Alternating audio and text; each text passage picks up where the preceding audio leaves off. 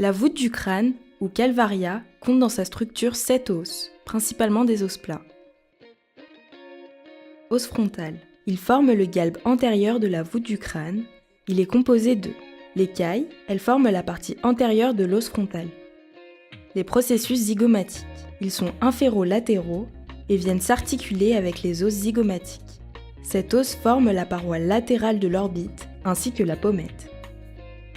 Il forme aussi la glabelle, relief situé au-dessus des os nasaux, entre les sourcils.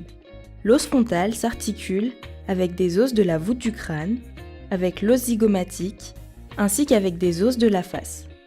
Os pariétal. L'os pariétal appartient uniquement à la voûte du crâne. Il a comme relief la bosse pariétale. Os occipital. C'est l'os postérieur de la voûte du crâne. Il y participe par son écaille. Os temporal. Il forme la partie inférolatérale de la voûte. Il comporte la partie verticale de l'écaille, qui est la seule qui participe à la voûte du crâne.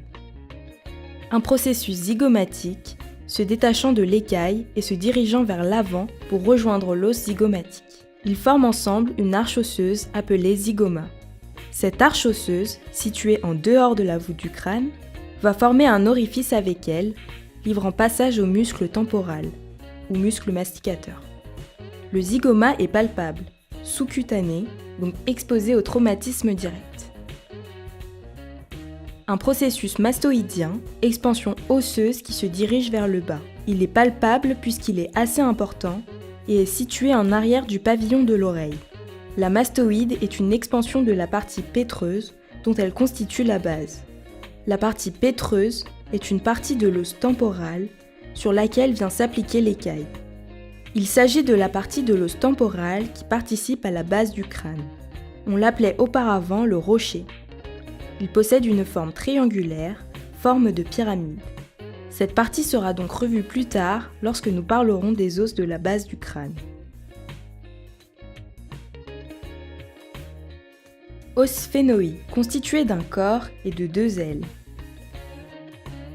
Le plan temporal de la grande aile, ou extrémité, participe à la voûte.